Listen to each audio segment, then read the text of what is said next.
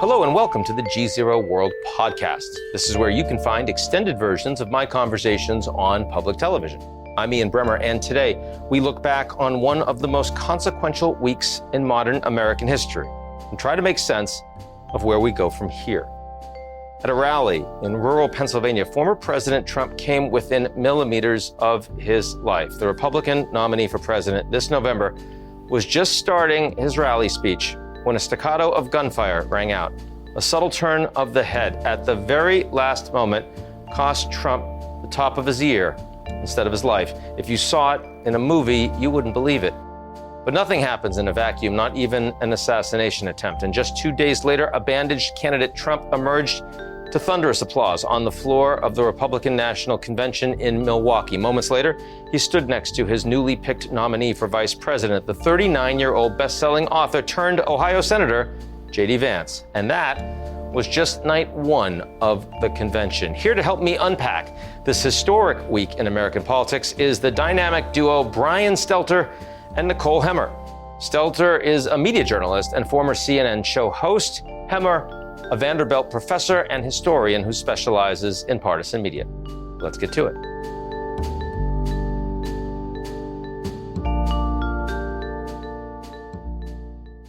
The GZERO World Podcast is brought to you by our lead sponsor, Prologis. Prologis helps businesses across the globe scale their supply chains with an expansive portfolio of logistics real estate and the only end-to-end solutions platform addressing the critical initiatives of global logistics today. Learn more at prologis.com.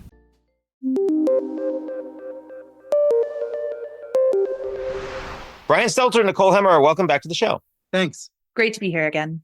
Nicole, I want to start with you. Put this in historical context. The last week that we've witnessed in the United States, how does it compare to history politically in the United States? Give us some context. So it's tempting to compare this to 1968 and 1972 when Bobby Kennedy was assassinated on the campaign trail, when George Wallace was seriously injured by an assassin. And I think that that's a pretty useful period to look at, because I think that the broader historical context right now is that we're living in a period of escalating political violence and social and political instability that was true in the late 1960s and early 1970s. And I think that it's true today. I mean, we've seen over the past 10 or 15 years, a real escalation in various forms of political violence, the insurrection at the Capitol, all of these moments that feel unprecedented and dangerous, and like the U.S. is on a crash course with catastrophe. And I think people felt that way in the 1960s. And I think the assassination attempt really puts us back into that moment. And we've been in that moment now, I think, for the better part of 5 to 10 years. Now, Brian, we all know just how close we were. I mean, like this close, half a second. To Trump getting killed. What do you think would have been the implications, both short and medium term, if that had actually happened? I think the number of conspiracy theories, of course, would have been overwhelming. The amount of emotion from many directions would have been overwhelming. And the Republican Party would have been left, in a state of crisis that we can hardly even fathom, because this party is so now controlled by Trump. As we saw at the convention all week long, this is now the Trump party. So to remove Trump is unfathomable. He is the dominant figure, probably the dominant political figure in the United States of this century thus far, for better or for worse. I think that the notion that so many people are so committed to him, to have him taken away would have done unfathomable damage to the country. I mean, I think that it is a sign of both the depths of loyalty to Donald Trump, that there would have been such chaos after this. But also, I think, as Brian was kind of indicating, there is a political movement that is connected to conspiracy theory, to vengeance. And if those forces had been unleashed because of a tragedy like that, I think it would have just pushed the U.S. over, if I was talking earlier about instability, into just complete chaos. And I think that it's a reminder of just how precarious a period we are in right now. Now, right after the assassination attempt, there were some calls for unity. Biden's speech that night certainly moved in that direction. I thought also Mike Johnson, the Republican House Speaker, the next morning, very similar. But broader calls for unity, from my perspective, seem to have lasted for maybe a few hours. And now we are back in a very very familiar and very toxic place. Am I right or wrong about that, Brian? I think there are different definitions for unity coming from different people. And so thus, we're in political quicksand. When Donald Trump and his allies say unity, I think what they really mean is submit, conform, stop criticizing Trump, get on board the proverbial Trump train. That's a lot of what I was hearing during the convention this week, that unity is a code for get in line behind Trump. He's going to be the next president. That, of course, is not unity. One of the things that makes America great is the dissent, is the ability to debate freely. And I've been relieved, quite honestly, Ian, that the environment has not been as dark and dire as I might have expected after an assassination attempt. Yes, there has been some heated rhetoric, but most politicians have said the right things. The notable exceptions are out there. They're all over the fever swamps of the social media world. But most politicians have actually behaved quite well in the last few days. So, Nicole, are you a little more hopeful and as a consequence of what we've seen post that horrible incident? I'm not sure hope is the emotion that I'm sitting with right now, but I do think that one of the things that we've seen is, in addition to these calls for unity and for the temperature to be turned down, I think one thing that people have returned to is, well, what is it that is really dividing us? People are calling for unity, but there are real divisions in the United States right now, and those aren't going to be solved just with a kind of kumbaya moment. Those will only be solved as we hash out those ideas. I think that if there's any a sort of sign of hope, it's that maybe you could leverage this moment to say, okay, we can't agree on policy and we're not going to agree on the future direction of the country. Could we at least agree on a couple of guardrails, including no assassination attempts, no violence, like sticking to the lanes of politics? I don't know that we're actually going to get there. I don't necessarily feel particularly hopeful given the years that we've been in, but that would be the direction I would hope people would push, not necessarily toward unity, but toward a kind of regular order or a set of norms that can police the differences that we have. So on the one hand, I agree with you that there have been, most politicians across the political spectrum are saying political violence is not acceptable, too much. On the other hand, there still is an incredible amount of this existential threat language that the other side, if they win, will destroy the system. It's the end of democracy, right? Or, Trump saying it's going to be World War III if Biden wins. Biden saying Trump's going to be a dictator. And that was like the first advertisement that the Dems put out after suspending it for a couple of days and, misquoting what Trump had actually said in that one interview. And I'm not trying to both sides this. I'm more trying to say that when a large percentage of Americans actually feel that the other side is a threat to the system, doesn't that sort of give true patriots a much greater feeling that they have to take this into their own hands? Well, certainly when there's a sense that there is an existential threat to the country, that does give permission for more aggressive forms of pushback. The challenge is we are in an unprecedented time of threats to the future of democracy. As we know, like 3 years ago, there was an insurrection at the Capitol. There is you can't kind of set aside the threats to democracy. That's one of the huge issues in this election, is whether or not we agree on kind of the infrastructure of democracy as the place where we're going to settle disagreements and differences. So it's a real challenge, because on the one hand, wouldn't it be great if we were able to make each election feel a little less existential? But if that's a correct description of where we are, we can't not name it. Yeah, it strikes me that the real divides are not between Democrats and Republicans, although those are real. Conservatives and progressive, those are real. But the biggest divide that we're seeing is between extremists and those who are moderates. The great silent majority that just goes home, wants to feed their families, and wants to hang out with the neighbors. Most people, whether they vote Republican or vote Democrat, denounce political violence, want heated language but never heated action. They want a stable political system. They want representative democracy, but there are these extremists who are very visible on the right, and there are some on the left who want to burn it all down, who enjoy when Trump glorifies violence, who believe that Trump, on the left, believe Trump would actually be the end of the United States. Those extreme views, those extremists are creating this volatility. And I wish it was possible to make those the normies, the people in the middle, the moderates, I wish it was possible to make them more visible, to make their voices louder. I hate that term normies. It just sounds so dweeby and pathetic. Who wants to be a normie? I know. Even using it kind of undermines them in terms of, call them like the awesome middle, call them like, yes, sort right. of the really, the true Americans. Those are the real Americans. Yes, the true Americans, because when the ones that sit on the couch. As I watched the coverage of the assassination attempt, I drove by Trump's golf course out here in New Jersey the next day. I was talking to neighbors, right, left, everywhere in between. Most people have a lot more in common. Most Americans have a lot more in common than they realize, than they might even want to admit. And we need to be able to see those commonalities as much as we see the differences on social media.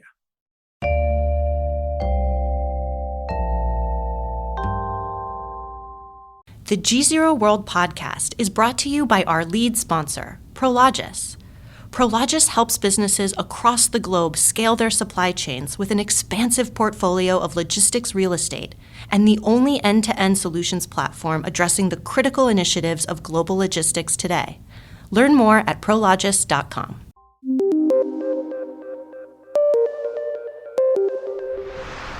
We also now know that J.D. Vance will be on the Republican ticket with Trump, certainly a decisive figure and a very loyal figure, at least of late, for the former president. Brian, implications? About a decade ago, I interviewed Vance on CNN. Of course, now he's Trump's favorite. That tells you Vance's arc in a nutshell. He told me back then that Trump's appeal was a result of social anxiety. I think that's still true today. Vance has learned how to tap into that. He's a culture warrior. His slogan, if he had a bumper sticker now, would be to make liberals cry again. To me, that's a pretty depressing form of politics, but it's clearly what some Trump voters want. So it makes a lot of sense why Trump chose the next generation version of Trump for his ticket. And Biden's slogan would be, "Don't you take my car keys." Okay, Nicole, what do you think?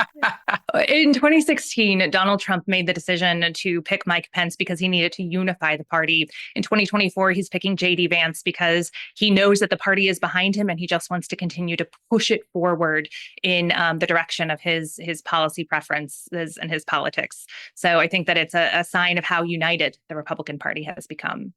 Okay, so Nicole, talk to me about how the media is done here. And I'm going to turn you on this too, Brian, which is, if you had to change one thing, if you had the ability to change one thing about the way the media in the U.S. right now is covering all of this, it would be what?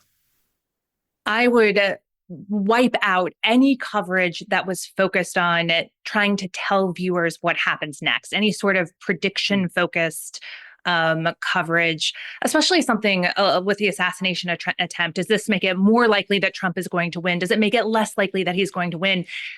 We don't know. There's no way for us to know. We can't predict what's going to happen 4 months from now, as I think the past few weeks have shown.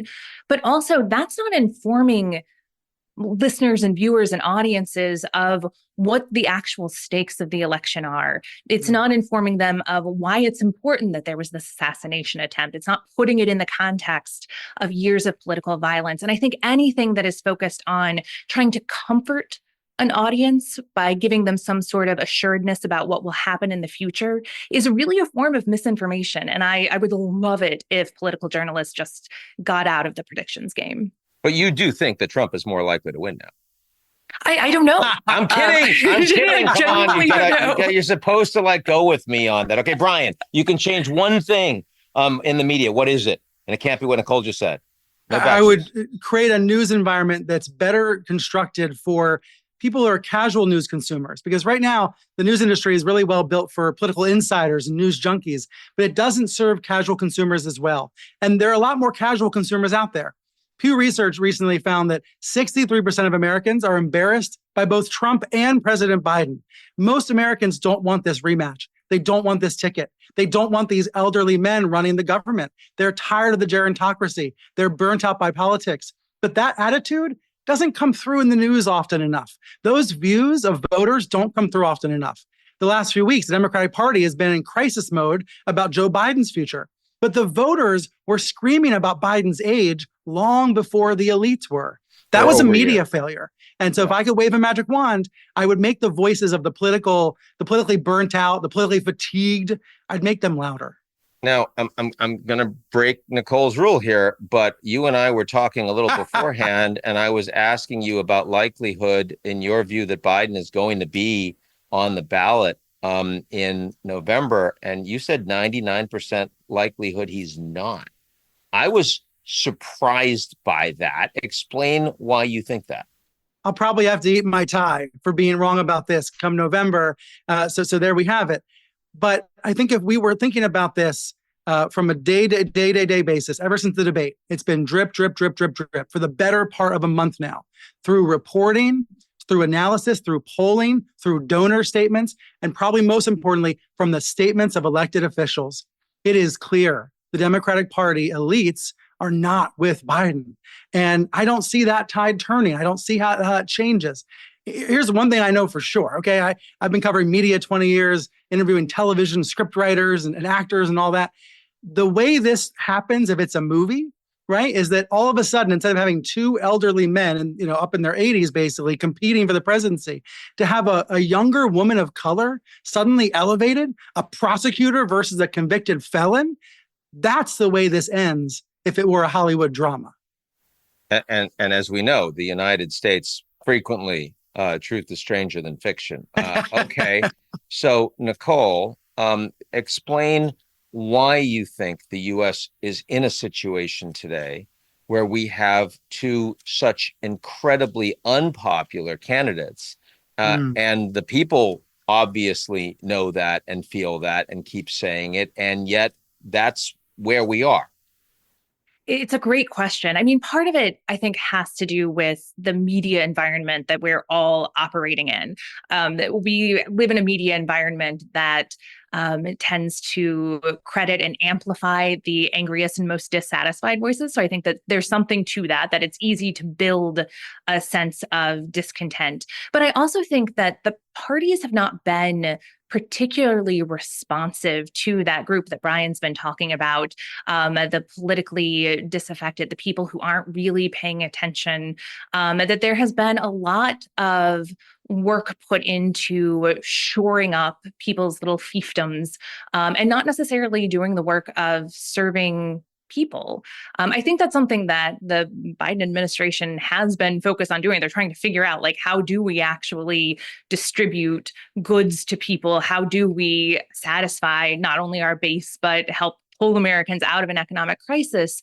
But I mean, it's been so slow, and it's happening in the context of a dysfunctional Congress and a Supreme Court that keeps knocking things down. And so I think the big problem is there's not really a small d democratic infrastructure that translates the desires of Americans into actual policy. And that's a huge structural generational problem that has to be solved if we want to not be so dissatisfied with our politics. Okay, last question for both of you, and I'll start with you, Brian. In 20 years, what are American kids going to be learning about what we're going through right now? They're going to learn that the struggle for a true multiracial democracy was incredibly volatile, was at times even scary. That this struggle for a more perfect union where everyone felt represented, whether it was the white Christian conservatives, the Protestants who ran the country and felt they were fully in control for many decades, to the young immigrants and the Muslim students and the new arrivals to America who want to see at the table, to create a table big enough for that entire diverse array of people was a real incredible struggle. And as a result, figures like Donald Trump came forward with easy solutions that actually weren't that easy at all. And figures like Joe Biden came forward to try to resist the Trumps of the world. And those battles were fierce and ferocious, but they needed to happen because these fights we're having are about the ideals of America. They're about trying to ensure that we can have a multiracial democracy for generations to come. Okay, Nicole, talk to the kids. I would echo that as well. Look, it's multiracial democracy's testing ground. It's moment. We haven't had a multiracial democracy for very long in the United States. And one of the things that we're seeing right now, again, is what happens when democratic desires and anti-democratic institutions come into conflict. And so this will either be a story of counter-majoritarian institutions stamping out public desires, or it will be a story of reforms that remade those institutions in order to make them reflect the will of the people. And so we'll either be a more or less democratic United States after this moment, and what happens in the next months and years will decide that. Yeah, the status quo, either way we go, it doesn't feel like it can hold for very long. Nicole Hemmer, Brian Stelter, thanks so much for joining us today. Thank you. Thanks so much for having us, Ian. That's it for today's edition of the GZERO World Podcast. Do you like what you heard? Of course you do. Why not make it official? Why don't you rate and review GZERO World? 5 stars, only 5 stars, otherwise don't do it. On Apple, Spotify, or wherever you get your podcasts. Tell your friends.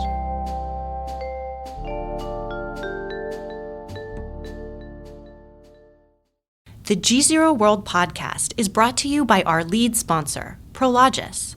Prologis helps businesses across the globe scale their supply chains with an expansive portfolio of logistics real estate and the only end-to-end solutions platform addressing the critical initiatives of global logistics today. Learn more at prologis.com. And from our friends at Foreign Policy, each week on Foreign Policy Live, Editor-in-Chief Ravi Agrawal sits down with world leaders and policy experts to discuss the issues that matter most, from the U.S.-China relationship and the Israel-Hamas war to the Global South's growing clout. Listen and follow on Apple, Spotify, or wherever you get your podcasts.